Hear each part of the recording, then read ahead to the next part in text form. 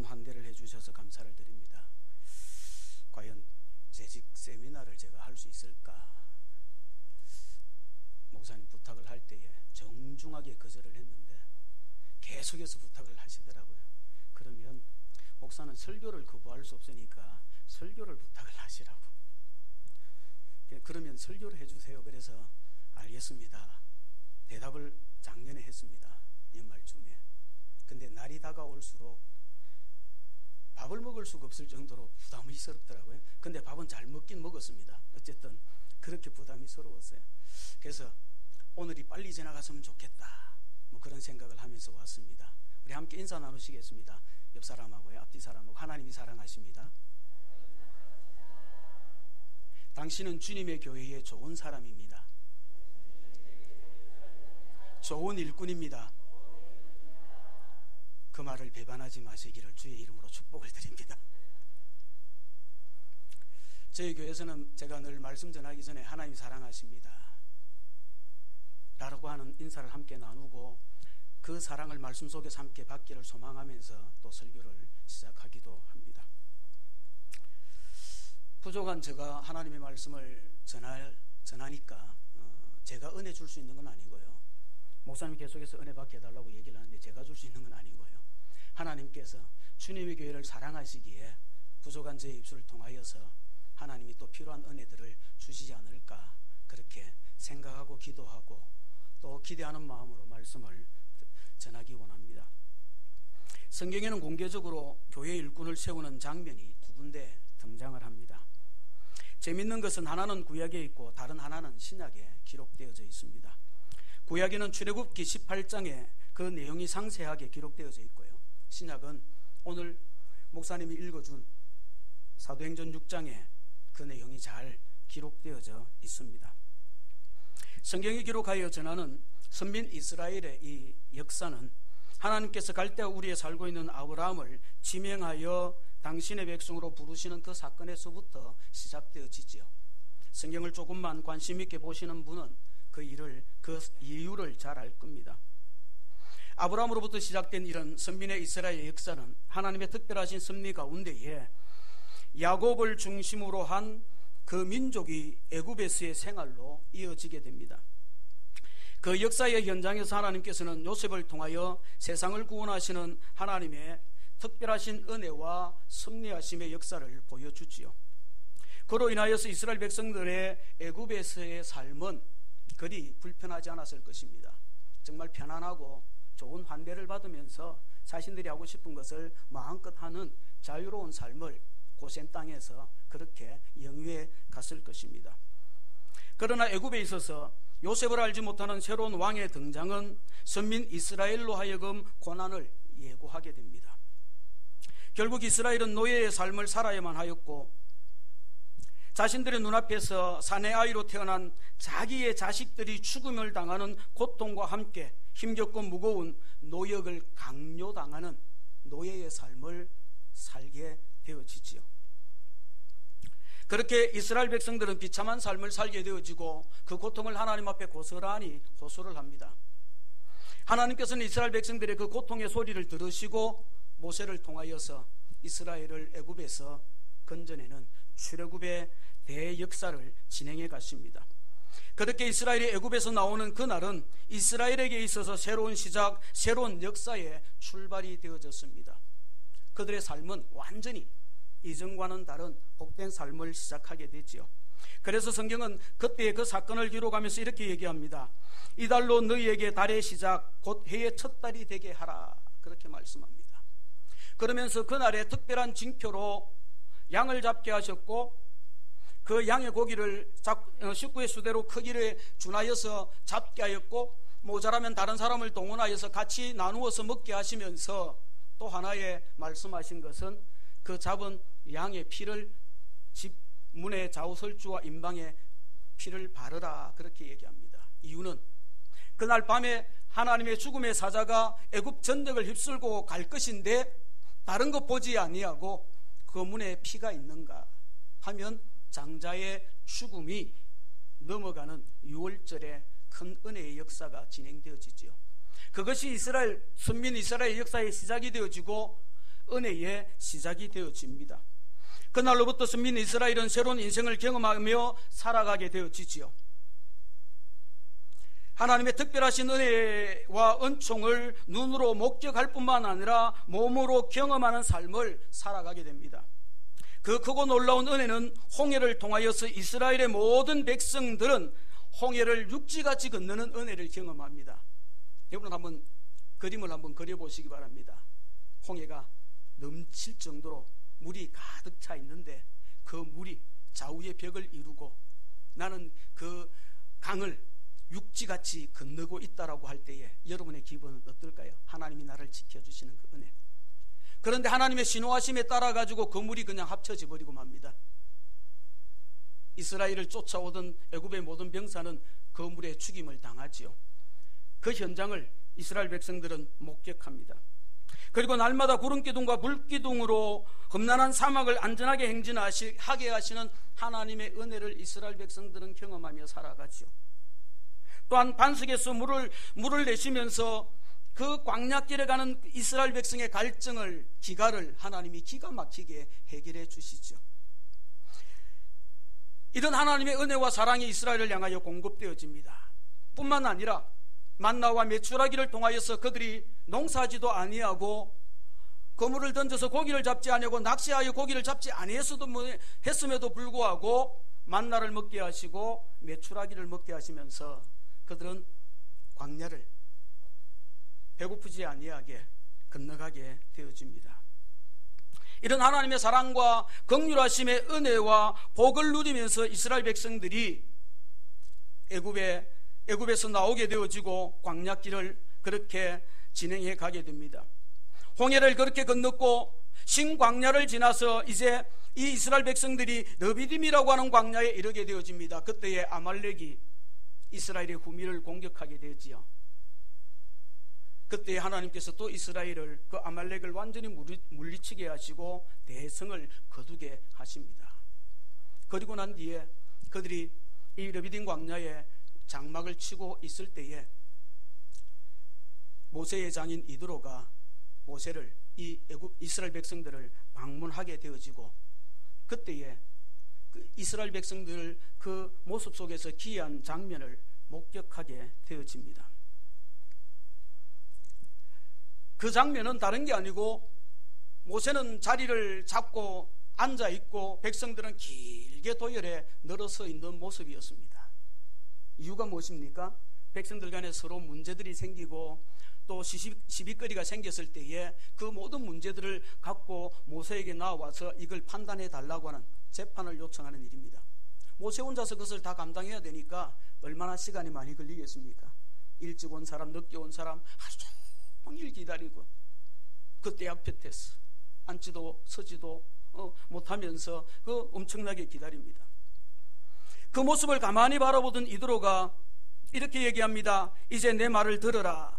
내가 내게 방침을 가르치리니 하나님이 너와 함께 계실지로다. 너는 하나님 앞에서 그 백성을 위하여 그 사건들을 하나님께로 가져오게 하고 그들에게 율례와 법도를 가르쳐서 마땅히 갈 길과 할 일을 그들에게 보이고 또 너는 온 백성 가운데서 능력 있는 사람 곧 하나님을 두려워하며 진실하며 불의한 이익을 미워하는 자를 살펴서 백성 위에 세워 천부장과 백부장과 50부장과 10부장을 세워서 너와 이 일을 분담하여서 감당하게 하라. 요즘으로 말하면 협력할 일꾼을 세우라, 그런 말을 하지요.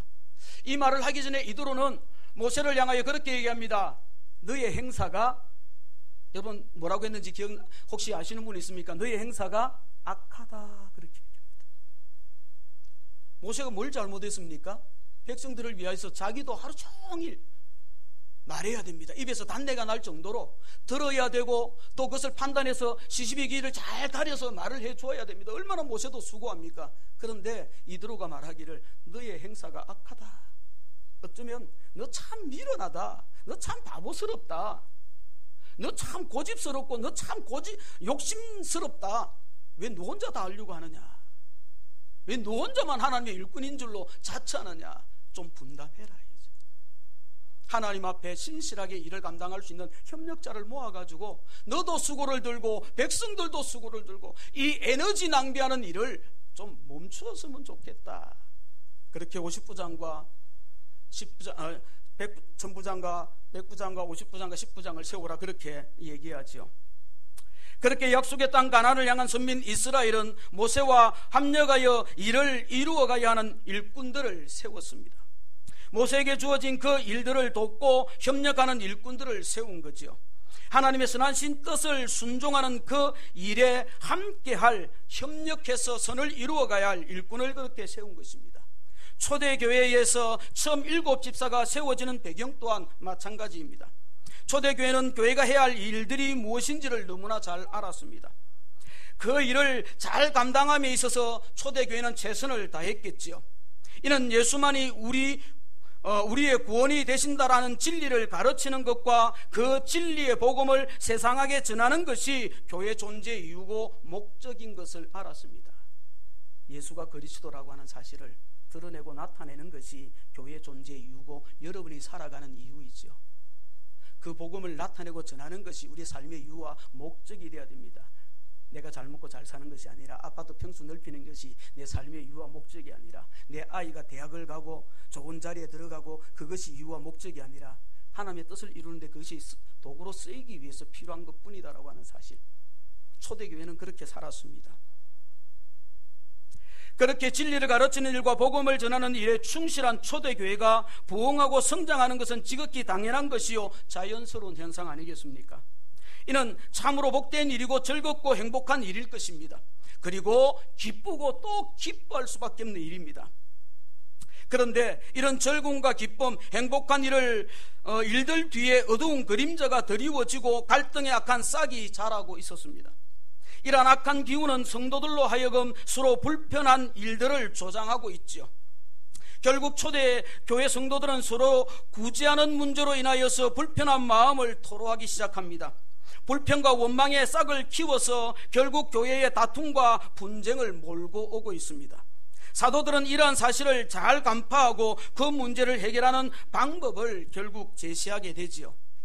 12사도가 모든 제자를 불러 이르되 우리가 하나님의 말씀을 제쳐놓고 접대를 일삼는 것이 마땅하지 아니하다.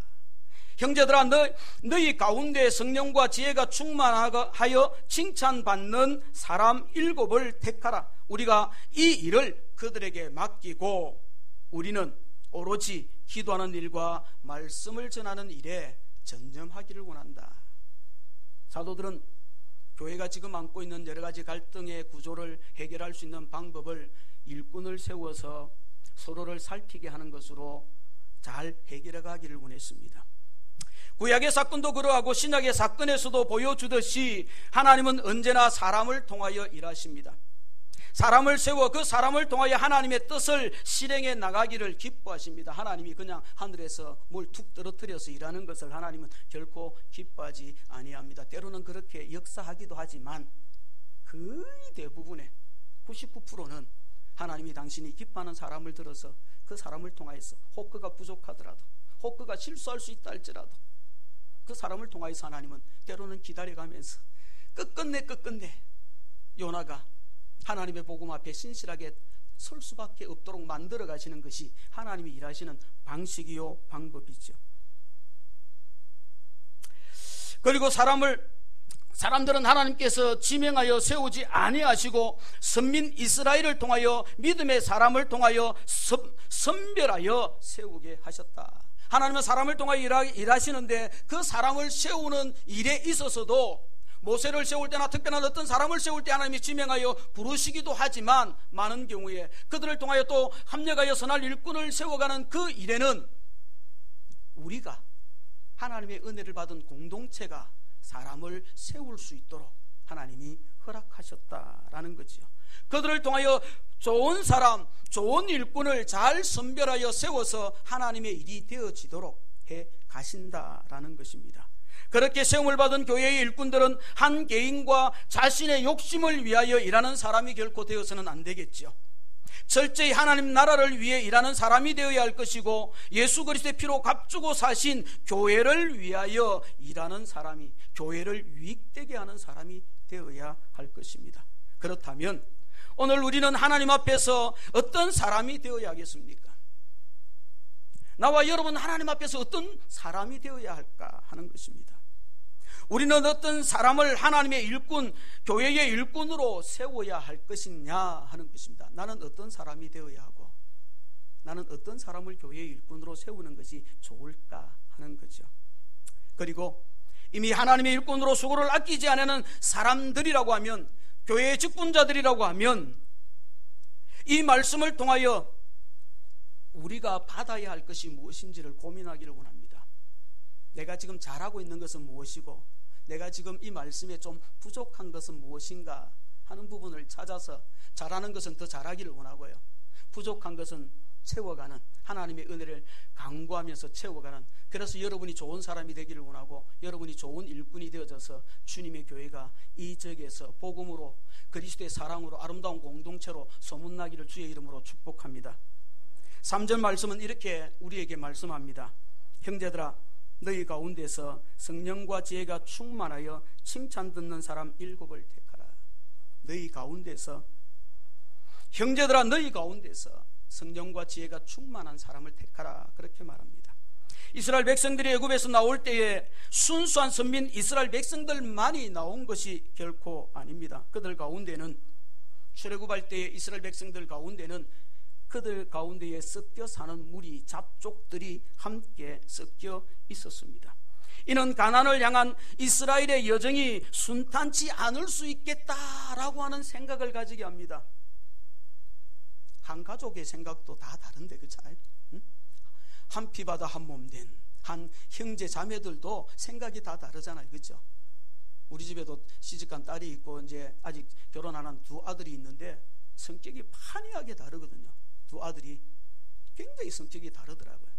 그런데 기가 막히게 비슷한 거는 저를 많이 닮아 있더라라고 하는, 비슷하더라고요. 성격이 급하고 좀 그런 부분들이 있는데, 그런데 성격이 참 많이 다르더라고요.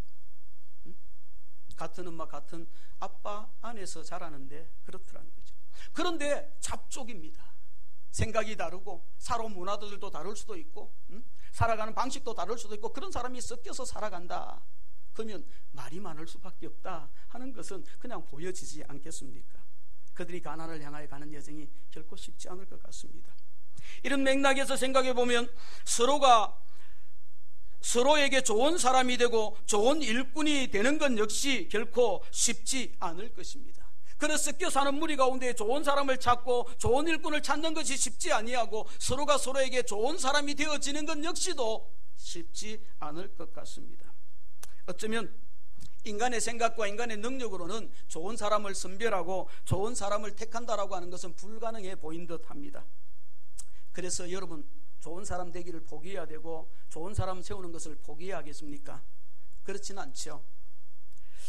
우리가 내가 좋은 사람이 되어지고 내가 좋은 사람을 택하여 교회 일꾼을 세우는 것이 나의 능력으로는 불가능하다라고 하면 기도해야 되지 않겠습니까? 하나님의 은혜를 구해야 되지 않겠습니까? 하나님의 은혜를 구하는 방법 외에는 다른 길이 없지 않겠습니까? 사람의 길과 방법을 내려놓고 이제는 겸손히 하나님 앞에 엎드리며 하나님의 지혜를 구해야 하지 않겠습니까? 하나님, 내가 좋은 사람이 되게 도와주시옵소서. 하나님, 내가 좋은 일꾼이 되게 도와주시옵소서라고 기도해야 되지 않겠습니까? 이 기도를 오해하지는 마시기 바랍니다. 내가 좋은 사람입니다. 나는 누구 못지않는 좋은 일꾼입니다. 그러니 이 교회에서는 나 외에는 일꾼 될 사람 없습니다. 뭐 그런 독선적이고 독단적인 그런 생각, 그런 자기 교만에 빠져 있는 그런 사람이 되라는 말이 결코 아닙니다. 내가 좋은 사람이 되어야, 그때야 비로소 내 눈에 좋은 사람이 보이기 때문입니다. 우리가 사용하는 말 중에 좀 그렇지만 이런 말들이 있잖아요. 뭐 눈에 뭐밖에 안 보인다고. 아무도 안 쓰려고 그러시기도 하는데 뭐 눈에는 뭐밖에 안 보인다고. 그런 말들을 우리가 사용하지 아니합니까? 아마 여러분들은 고상해서 안 사용하는지 모르지만 저는 가끔 쓰기도 하거든요. 뭐 눈에 뭐밖에 안 보인다. 내가 좋은 사람이 되지 아니하면, 내가 좋은 사람의 자질을 가지지 아니하면 좋은 사람을 볼 수가 없습니다. 여러분, 위조 지폐를 감별하는 사람은 절대로 위조 지폐를 만지지 아니합니다. 위조 지폐를 감별하는 사람은 절대로 위조 지폐를 만지지 아니합니다. 위조 지폐 아닌 것만 열심히 만집니다. 위조 지폐 아닌 것만 가지고 늘 씨름하지, 위조 지폐 아닌 것은 그들도 보지도 아니하고 가까이 하지도 아니합니다. 왜요? 나쁜 것은 분별해낼 필요가 없습니다. 좋은 것만 딱 분별하면 거기 안 맞으면 나쁜 것.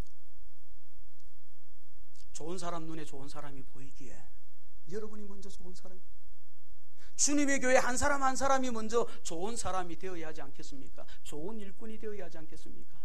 내가 좋은 사람, 내가 좋은 일꾼이 되어져야 다른 사람을 좋은 사람으로 만들어 갈 수가 있고 세울 수가 있게 되어지지 않겠습니까? 그렇다면 좋은 사람, 좋은 일꾼은 어떤 사람입니까? 십자가 앞에 초청을 받은 사람이 좋은 사람이요 좋은 일꾼입니다. 예수가 그리스도이심을 믿는 믿음의 자리에 초청을 받은 사람, 그냥 간단하게 말하겠습니다. 구원받은 사람이 좋은 사람입니다. 예수를 알지 못하는 사람은 아무리 좋은 사람이라고 세상이 인정해도 그 사람은 절대로 좋은 사람이 될 수 없습니다. 왜요? 지옥 갈 나쁜 인생이기 때문에.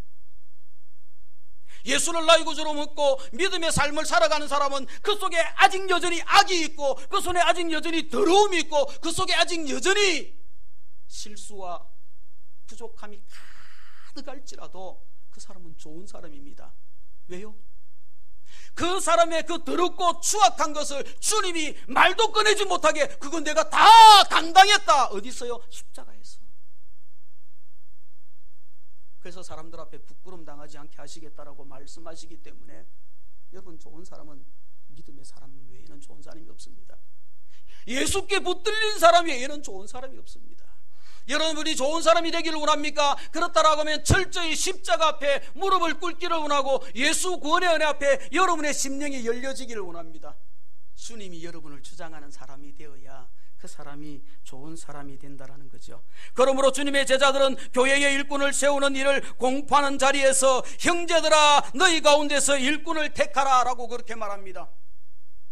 형제들아 너희 가운데서 예루살렘 교회 안에서 예수를 나의 구주로 믿는 믿음의 한 형제든 예수의 피로 한 공동체 되어진 너희 가운데서 그렇게 말합니다. 그러므로 이 주님의 교회에 좋은 사람은 주님의 교회 안에서 예배하는 사람이 좋은 사람일 수밖에 없죠. 여러분, 주님의 교회 밖에 있는 사람 아무리 세상 사람들이 떠받들고 존경하고 막 세운다 하더라도 그 사람 되어서 교회 일꾼 세워놓으면 어떻게 될까요? 교회 말아먹습니다. 그 사람. 왜요? 주님과는 상관없고 자기 생각대로 하기 때문에, 자기 경험대로 하기 때문에. 그 사람은 세상이 알아주고 모든 사람이 인정해준다 할지라도 주님의 교회 밖의 사람은 주님의 교회에 좋은 사람이 될 수 없습니다. 그러므로 주님의 교회에 좋은 사람이 되기 위해서는 먼저 주님의 교회의 공동체 안에 들어와 있어야 됩니다. 주님의 교회의 공동체 안에 들어와 있으면서도 몸은 들어와 있는데 생각은 들어와 있지 아니하고, 몸은 들어와 있는데 마음은 들어와 있지 아니하고, 늘 공동체와 겉돌고 있는 사람은 결코 좋은 사람이 될 수, 주님의 교회에 좋은 사람이 될 수 없습니다. 다른 곳에서는 좋은 사람은 얼마든지 될 수 있을지 몰라도 이 공동체 안에 깊숙이 들어와 가지고요, 이 공동체가 어디를 향하여 가는지를 보고 있고, 이 공동체가 무엇을 추구하는지를 보고 있고, 이 공동체가 무엇을 갈망하는지를 보고 있고, 이 공동체가 무엇을 필요로 한지를 늘 생각하고 고민하면서 함께 공유하는 사람. 땀 흘릴 때 함께 땀 흘릴 수 있어야 되고, 눈물 흘릴 때 함께 눈물 흘릴 수 있는 그 사람, 주님의 공동체 안에 들어와서 함께, 혹 부족한 것이 있을 수 있습니다. 다른 데는 이런데 여기는 왜 그래? 그러면 다른 데 가야죠. 여기에서 살아남고 좋은 사람 되고 싶습니까? 그러면 여기에 맞는 사람이 돼요. 여기를 내 식대로 뜯어고치려고 하는 사람이 아니라, 여기를 내게 맞추려고 하는 사람이 아니라, 내가 여기에 맞춰질 수 있는 사람, 혹 부족함이 또 모자람이 있어도, 연약함이 있어도 그 사람이 예수 안에 있는 믿음의 사람, 믿음의 공동체. 그래서 예루살렘 교회에 좋은 일꾼을 세울 때에 형제들아 너희 가운데서 이미 사도들의 가르침과 그 말씀, 예수 안에서 그들이 하나 되어지고 철저히 녹리고 있는 그들, 그 사람들, 그들 가운데에 일꾼을 세우라, 그렇게 말합니다. 마치 빈손으로 돌아온 베드로와 그 어부들이 예수님의 말씀에 순종하여 깊은 데로 가서 그물을 내리고 배 오른편에 그물을 내려 두 배에 가득 차도록 물고기를 잡는 즐거움과 기쁨을 누리며 살아가는, 그리스도 안에서 행복을 누리며 살아가는 그 사람들처럼 주께 붙들린 자, 주의 관심 안에 있는 자, 그 사람 좋은 사람이다 라고 성경은 말씀하고 있습니다. 저들은 그리스도 안에서 자신의 생각을 완전히 내려놓았습니다. 자신의 경험과 지식을 포기하였습니다. 오직 그리스도의 말씀만에 집중을 하고 있습니다. 밤이 맞도록 수고했잖아요. 근데 잡은 것이 없잖아요. 그래도 여전히 자신의 경험은 유효하잖아요. 자신이 알고 있는 지식은 유효하잖아요. 그런데 다 내려놓습니다. 내 생각에는 당신의 말이 틀린 것 같은데 그런 말씀에 의지해서 그냥 하겠습니다. 나의 생명, 나의 구원이 되시는 그리스도의 초청을 여러분 받았습니까? 구원의 은혜를 정말 여러분 맛보고 살아갑니까? 그렇다면 이제 예수께 집중하기를 축복합니다. 여러분이 어떤 삶을 살아왔든지 그리스도 밖에 있는 것들은 주님의 십자가 앞에서 좀 잠시 내려놓을 수 있는 믿음의 겸손이, 믿음의 삶의 은혜가 있기를 주의 이름으로 축복을 드립니다. 여전히 좀 붙들고 있는 거 있지 않습니까? 저도 목사이지만 다 내리지 못해서 괴로울 때가 있더라고요.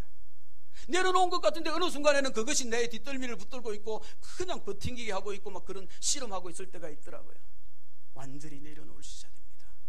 100% 주님의 말씀 앞에 나의 것을 내려놓고 순종할 수 있을 때에, 주님의 그 구원의 초청 앞에, 십자가 앞에 나의 전부가 드려질 때에, 그때에 좋은 사람, 아니 정말 좋은 사람은 그 은혜 가운데에 살아갈 수밖에 없다라는 것입니다. 내가 열심으로 내려놓는 것이 아니라, 내가 최선을 다해서 내려놓겠지만 내가 내려놓는 것이 아니라 주님의 사랑이 내게 머리부터 발끝까지 나를 적셔버려서 내 생각을 지배해버려서 내 것을 그냥 포기할 수밖에 없도록 만들어버리는. 오늘 우리 주일학교 아이들 한 몇 명이 이제 뭐 나올 때도 있고 안 나올 때도 있고 막 자기 기분 좋으면 나오고 기분 나쁘면 나오고 막 그러거든요. 근데 오늘은 한 6명이 나왔더라고요.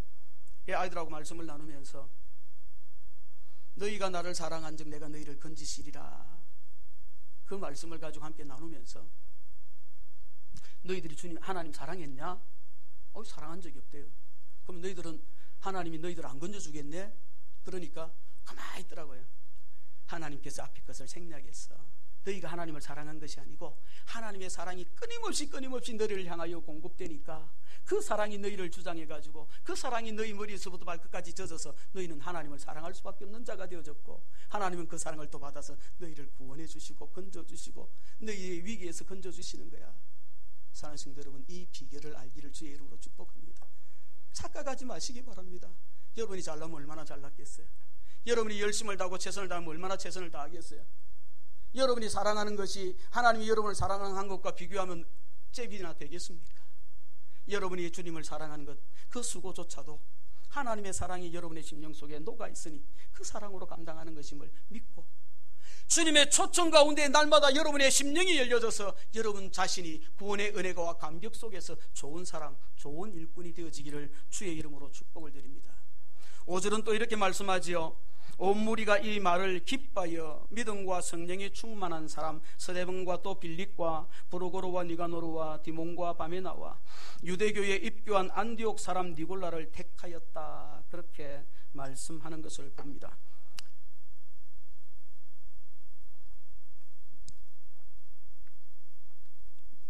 교회 일꾼을 택하는 기준과 원칙에 있어서 그 첫 번째 원리가 앞서 말했던 그리스도와 함께하는 형제여야 합니다. 구원의 초청 가운데 있어, 구원의 확신 가운데 있어야 하지요. 예수님의 부름을 받아 함께하는 모든 형제들이야 하고 예수님과 함께하는 복음을 공유하고 복음 안에서 살아가는 사람들이 그리스도의 좋은 일꾼과 또 좋은 사람이 되어지는 첫 번째 원리입니다. 그리고 두 번째 이유는 성령과 지혜가 충만해야 된다라고 말합니다. 그런 이유에서 교회는 교회 일꾼을 세우는 두 번째 원리를 쫓아 믿음과 성령이 충만한 사람을 교회의 일꾼으로 선별하여 세웠다라고 성경이 말합니다. 여기에 지혜, 믿음, 성령에 관한 해석은 참으로 다양할 수 있을 것입니다. 원어적 해석도 필요할 것이고 여러 해석을 다 동원할 수 있을 것입니다. 그러나 오늘은 저와 여러분이 나누면서 그 복잡한 것을 나누고 싶지는 않습니다. 그냥 간단하고 단순하게 생각하길 원합니다. 그것은 이 지혜와 믿음은 예수를 아는 것으로 설명하기를 원합니다.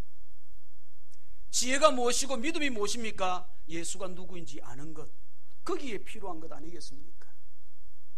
지혜와 믿음이 충만하다 하는 것은 예수께 붙들렸다, 예수를 안다, 예수를 믿는다 라고 간단하게 말할 수 있을 것입니다.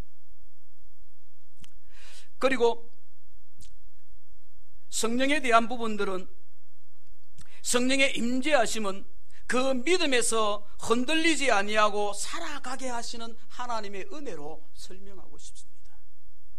그러므로 믿음과 지혜가 성령이 충만하다는 말은 예수를 알고 예수께 붙들려서 어떤 환경과 어떤 여건에서도 흔들리지 아니하고 복음 가운데 살아가는 사람, 그 사람이 지혜와 믿음, 성령에 충만한 사람입니다. 여러분, 지혜가 눈에 보입니까? 보이지 않잖아요. 여러분, 믿음이 눈에 보입니까? 안 보이잖아요. 내 내면에서만 일어나는 거죠. 성령의 임재하심이 여러분 눈에 보입니까? 안 보이잖아요. 그러나 여러분이 어떻게 사는가는 눈에 보이잖아요. 그들이 지혜 있게 사는지, 믿음 있게 사는지, 성령의 임재하신 가운데 사는지는 눈에 보이잖아요. 어떤 환경과 여건 속에서도 흔들리지 아니하고 나의 유익을 쫓아 살지 아니하고 주의 유익을 쫓아 주의 뜻을 쫓아 살아가는 것, 성령의 이끌리심을 받는 성령의 임재하심의 은혜 가운데 사는 것 아니겠습니까?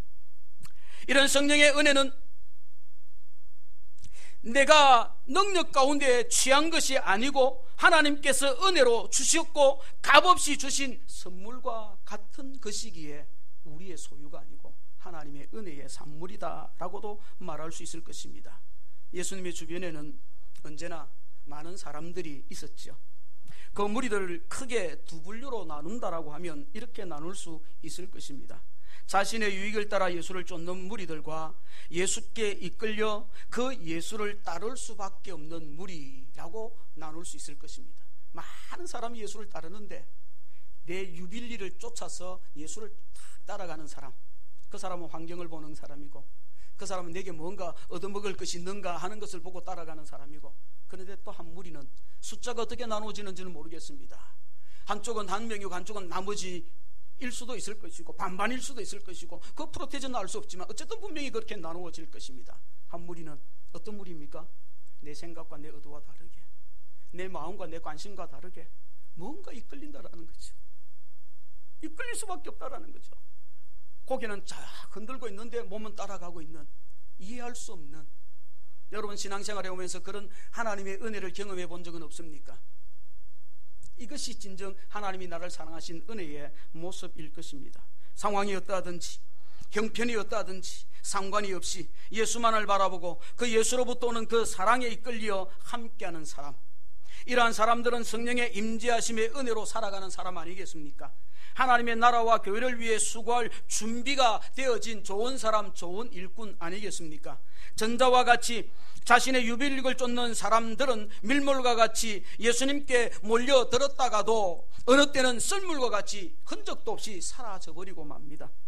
이날도 예수님과 함께하는 많은 무리들이 예수님의 곁을 떠났습니다. 예수님의 주변에는 예수님이 직접 그 이름을 부르시어서 당신의 제자로 삼은 그들 몇몇만이 예수님 주변에 남겨져 있었습니다. 그때 예수님께서 제자들에게 이렇게 질문을 던지죠. 혹시 뭐라고 하셨는지 아십니까? 맞추시는 분 500원.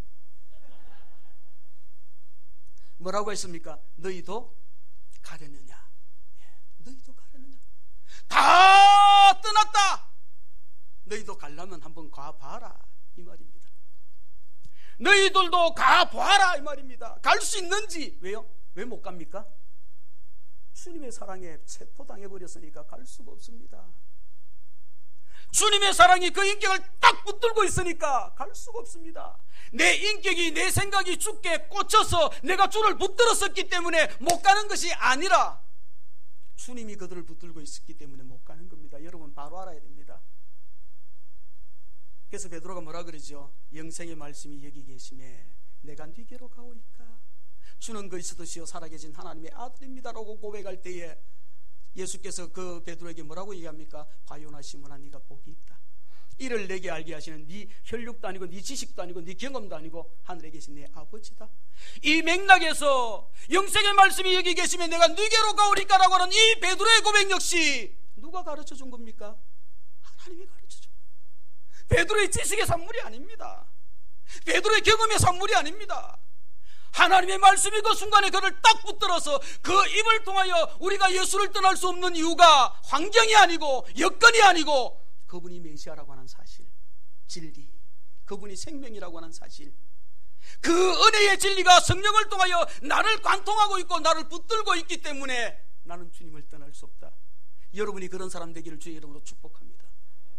그런 사람이 모여서 예배하는 이 주님의 교회가 되기를 주의 이름으로 축복을 드립니다. 그 사람이라고 하면 좋은 일꾼 아닙니까? 그런 사람이라고 하면 좀 부족함이 있고 좀 못생겼다 하더라도 좋은 사람, 좋은 일꾼 아니겠습니까? 다른 거 볼 거 없지 않습니까? 정말 내가 내 생각에 붙들려 주를 따라가고 있는지, 내 유불릭을 따지면서 주님을 따라가고 있는지, 내 판단과 내 가치관을 쫓아서 주님을 따라가고 있는지, 세상이 어디로 흘러가고 있는지를 잘 봐보면서 여기 가면 좀 먹을 것이 있을 것 같고 내 인생에 좀 풀릴 것 같고 그래서 주님을 따르고 예수를 나의 믿음으로 선택하고 있는지, 아니면 정말 주님의 사랑이 나를 붙들어서 그 사랑이 나를 온전히 나를 지배하고 내 인격을 지배하고 내 생각을 지배해서 내가 주님 곁에 남아있을 수밖에 없는 존재의 은혜의 사람인지 지금 여러분 한번 고민해 봐야 되지 않겠습니까? 올 한 해를 지나가면서 이 은혜 가운데에, 이 은혜의 강수 가운데에 저와 여러분이 푹 젖어 있었으면 참 좋겠다. 저는 가끔 강단에 엎드려서 기도할 때에 그렇게 넋두리처럼 기도할 때가 있습니다. 하나님, 바울이 나의 나됨이 하나님의 은혜입니다라고 고백하는데 하나님 그 은혜의 맛이 어떤 거죠? 바울이 자기 인생의 말년에서 자기가 관자같이 부험이 되고 난 이후에 그렇게 믿음의 수고를 하면서 자기 생명을 조금 더 귀한 것으로 여기지 않고 아끼지 않으면서 살아와 놓고는 누가 보더라도 바울은 참 험악한 인생 살았지 않습니까? 여러분 보고 바울처럼 살아라 그러면 예 하나님 감사합니다 할렐루야 할 사람이 있습니까? 아니요, 저는 못하겠습니다. 그 삶이 얼마나 힘든지를 아니까. 태장에 맞아 보시겠습니까? 돌에 맞아 보시겠습니까? 굶어 보시겠습니까? 험한 파도 가운데에 난파 직전에 있는 뱃속에 여러분 한번 타 보시겠습니까? 내 생명의 안전의 보장도 없는 그런 곳에 한번 여러분 놓여 보시겠습니까? 아니요, 그렇지 싫습니다. 그런 것을 다 경험하고 그렇게 엄청난 수고를 내놓고 그렇게 엄청난 수고에 수고를 내놓고 그가 마지막에 한다는 소리가 하나님의 은혜로 했습니다라고 얘기합니다. 나는 수고한 거 없다고 말합니다. 나는 수고한 게 아무것도 없다. 나는 잘한 것이 아무것도 없다. 더 해야 되는데 뭐 이러고 있습니다. 도대체 하나님, 바울이 그렇게 하나님 앞에 고백할 수 있는 믿음의 분량이 무엇이고 은혜의 분량이 무엇이고 그 마음의 중심이 어떠하기에 그가 그런 고백을 과연 할 수 있습니까? 하나님 좀 가르쳐 주세요. 이 못된 목사가 좀 알고 싶습니다. 이 험난하고 어려운 목회의 현장에서 그 은혜라도 좀 맛보아야 견딜 수가 있고 이길 수가 있을 것 같습니다. 하나님께서 문득 그런 기도를 시켜서 그렇게 넋두리를 해보기도 합니다. 근데 아직까지 그 맛이 무엇인지는 잘 모르겠습니다. 사모하기를 원하는데, 바라보기를 원하는데 아직 그 은혜가 뭔지는 정확하게 잘 모르겠습니다. 내 평생에 경험할 수 있을지. 그러나 그런 고난을 경험하면서 알고 싶지는 않습니다. 하나님, 이게 솔직한 심정입니다. 그 고난을 경험하면서 그런 은혜를 채우라고 싶지는 않습니다. 이게 솔직한 심정입니다. 그렇습니다. 교회에 필요한 일꾼은 믿음과 신앙의 본질인 십자가에 충실한 사람입니다. 환경을 쫓아서 좌우지되어지고 흔들리는 사람이 아니라 좋을 때는 한없이 좋다가 위기의 때는 어디 있는지 보이지도 아니하는 그런 사람 말고요, 좋을 때는 잘 보이지 아니하고 눈에 띄지 않다가도 교회가 가장 어려울 때는 가장 눈에 띄는 그 사람, 그 십자가가 자기 인생의 기쁨이고 즐거움이 되어줄 수 있는 그 사람이 좋은 사람, 좋은 일꾼입니다. 누가 고난을 좋아하겠습니까? 누가 땀 흘리고 수고하는 것을 좋아하겠습니까? 저 역시도 목사이지만 그런 수고는 싫습니다. 부교육자로 오래 생활을 하면서 문득 하나님 앞에 불평하는 것 중에 한 가지가 있다라고 하면, 저는 성격이 급하다 보니까 일이 보이면 그냥 팔 걷어붙이고 우통 걷어붙이고 막 하는데, 어떤 친구는 고상하게 그냥 방송실에 앉아가지고 그러고 있더라고요. 밑에서 막 그냥 하수구가 막혀가지고 손을 집어넣어서 뚫고 그러는 것에 있어서는 전혀 나는 그 일하고는 상관없어. 근데 나는 그러고 있더라고요. 하나님, 저 친구는 뭐고 나는 뭐지요? 똑같은 부교육자인데, 똑같은 부목사인데, 저 친구는 뭐고 나는 뭐지요? 왜 나는 이런 것에만 그냥 쫓아다니고, 왜 권사님은 이런 일만 있으면 나만 부르지요? 사례도 똑같이 받는데 이러면서, 그게 사람의 솔직한 마음 아니겠습니까? 그럼에도 불구하고 그런 일이 눈앞에 펼쳐질 때는 뒤로 뒷걸음질 치는 것이 아니라 나도 모르게 그냥 쑥 손이 들어가 버리고 마는 하나님의 은혜 가운데 있는 것, 그게 교회에 필요한 일꾼 아니겠습니까? 십자가 앞에 나를 드러내올 수 있는, 성령의 인도하심과 이끌림 속에 살아갈 수 있는, 정말 올 한 해에 주 앞에서 충성해야 될, 주의 일을 감당해야 될 재직 여러분, 이런 믿음의 사람을 갈구하기를, 이런 믿음의 사람이 되기를 소망하기를 주의 이름으로 축복을 드립니다. 사도행 7장에 보면 스데반의 죽음의 현장이 나오지요. 성령 충만하여 하늘을 우러러 주목하여 하나님의 영광과 및 예수께 하나님 우편에 서신 것을 보시고 무릎을 꿇고 크게 불러 이르되, 주여 이 죄를 저들에게 돌리지 마옵소서. 여러분, 그럴 수 있습니까? 여론을 향하여 돌팔매질하고 있는데, 내가 잘못한 거 없는데, 예수가 그리스도라고 말한 것밖에 없는데, 내가 예수가 그리스도라고 말한 것 외에는 내가 한 것이 없는데, 나는 주를 위해서 한 것인데 내한테 돌아오는 것이 돌팔매질입니다. 하나님, 억울해서 못 견디겠습니다. 이 원수를 갚아주세요, 이럴 수 있을 거 아니에요, 그죠? 그러고 싶은 게 내 마음인데, 근데 스데반은 그 현장에서 저들이 무지해서 그렇습니다. 저들이 나처럼 예수를 알면 저들이 이러지 않을 것이니까 저들의 죄를 저들에게 돌리지 마세요. 내가 저들에게 좀 더 빨리, 내가 저들에게 좀 더 일찍 예수가 그리스도라고 하는 사실을 가르치고 전하는데 열정적이지 못한 나를 용서해 주세요. 이게 스데반의 기도 아닙니까? 올 한 해 살아가면서 교회 안에서 주의 일을 하다 보면 맞지 않을 때가 있을 것입니다. 서로 트러블이 생기고 생각이 다를 때가 있을 것입니다. 그때에 나는 맞고 네가 틀렸어라고 말하지 아니하고 내가 틀렸는 것 같아 하고 잠시 멈추어서 하나님 앞에 누가 맞든지 마음이 하나가 되어질, 어느 쪽이든지 마음이 하나가 되어져서 주의 일을 서로 이루어가고 서로 존중해가고, 저의 죄를 저에게 돌리는 것이 아니라 저의 죄를 나의 연약함으로 돌려달라고 기도할 수 있는 성령의 인도하심을 받는 저와 여러분, 그런 좋은 사람, 좋은 일꾼이 되기를 다시 한번 주의 이름으로 축복을 드립니다. 마지막 하나만 더, 목사님한테 얘기했습니다. 오늘 설교가 좀 길 것 같다고. 준비를 하다 보니까 좀 빨리 짧게 마치려고 했는데 또 시작하니까 안 되네요. 제가 능력이 부족해서. 마지막 하나만 더 생각하기를 원합니다. 7절 말씀입니다. 하나님의 말씀이 점점 왕성하여 예루살렘에 있는 제자의 수가 더 심히 많아지고 허다한 제사장의 무리도 이 도에 복종했다라고 말씀합니다. 초대교회가 마련한 교회 일꾼의 자격 첫 번째가 믿음의 사람이지요. 믿음의 형제가 되어야 한다라고 얘기했습니다. 주님의 교회 일꾼은 주님의 교인이 되어야 하는 거지요. 그리고 두 번째는 성령과 지혜가 충만한 사람이라고 하였습니다. 그리고 마지막 세 번째는 칭찬 듣는 사람이라고 말합니다. 이러한 원리와 맥락에서 초대의 교회는 믿음의 형제들 가운데 성령과 지혜가 충만하여서 칭찬 듣는 사람들을 교회 일꾼으로 세웠습니다. 여기에 칭찬 듣는 사람이라는 의미는 보이지 아니하는 믿음과 지혜가 그 사람 가운데 많은 사람들에게 나타나 보였다라는 것을 말합니다. 보이지 아니하는 성령의 임재하심의 은혜가 말과 행동에 나타나므로 많은 사람들 앞에 복음에 유익된 삶으로 선한 영향력을 보여주고 있는 사람이다라고 표현하는 것입니다.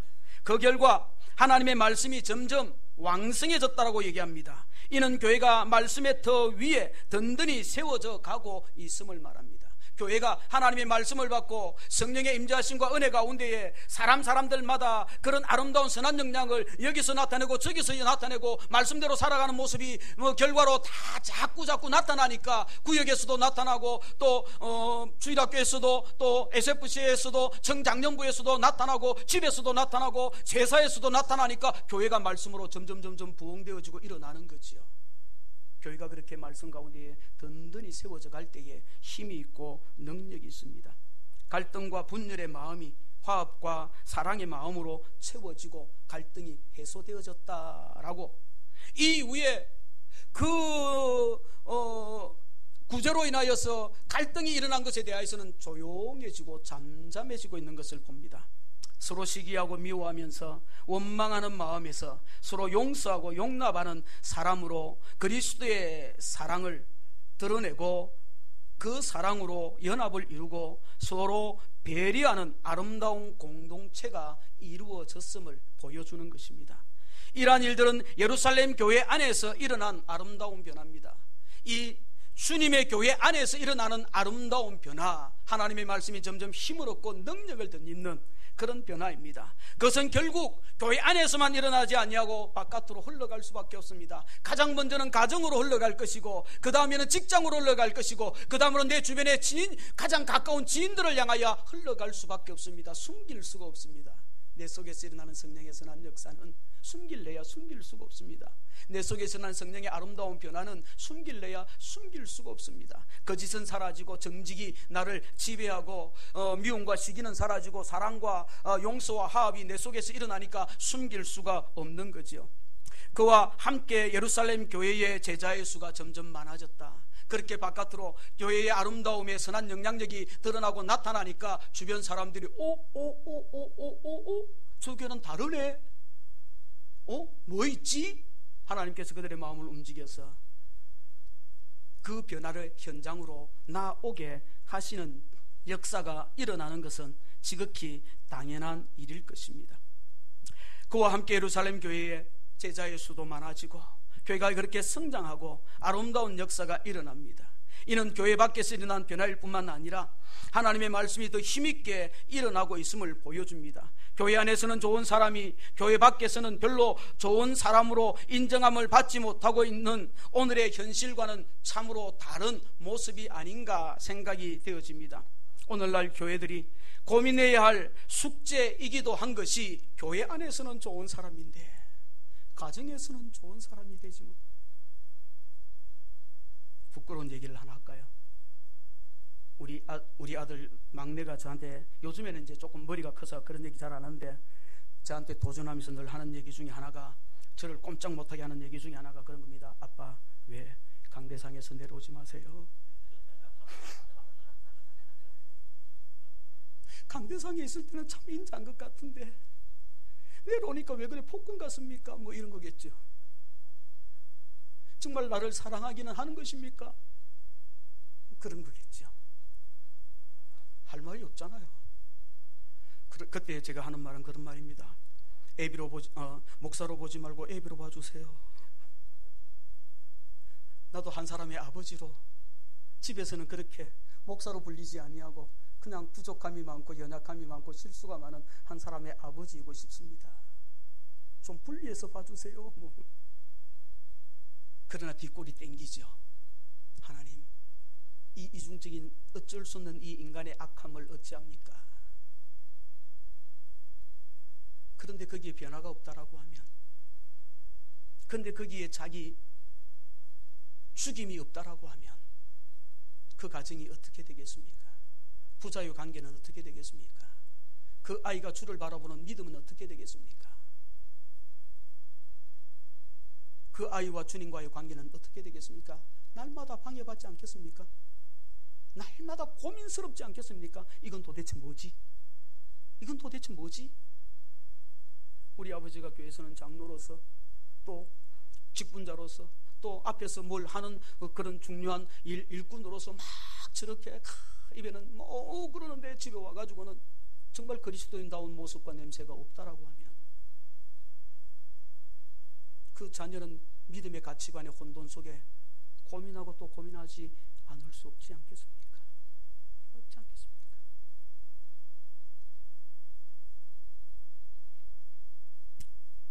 칭찬 듣는 사람은 교회 안에서만 칭찬 듣는 것이 아니고 교회 밖에서도 칭찬 듣는 사람이어야 하지 않겠습니까? 그 사람들이 원하는 대로 해주어서 칭찬 듣는 사람이 아니라 복음 가운데 중심을 딱 붙들고 그리스도의 사랑과 빛의 역할로 정직한 삶을 살아가고 세상의 정직의 기준이 되어지고 세상의 의의 기준이 되어지고 세상의 가치관의 참된 기준이 되어지는 그 삶의 지표로 때로는 좀 귀찮아 보이고 때로는 당신만 예수 믿냐라고 그런 손가락질 받는 경우가 있다 할지라도 결국 그들은 돌아서서 저 사람 참 예수쟁이야 라고 인정할 수밖에 없는 칭찬 듣는 사람이 되어야 하죠. 예수를 믿으려고 하면 주님의 교회 가세요. 거기는 좋은 사람이 많습니다. 거기는 정말 정직한 사람이 많습니다 라고 소리를 들어야 하지 않겠습니까? 이것이 좋은 사람, 좋은 일꾼, 주의 일에 유익한 사람, 참 일꾼 아니겠습니까? 예수님께 한 여인이 찾아왔습니다. 귀한 향유 한 옥합을 깨뜨려서 예수님의 머리에 붓는 모습을 본 가룟 유다는 그 여인이 값진 기름을 아깝게 허비한다라고 막 책망을 합니다.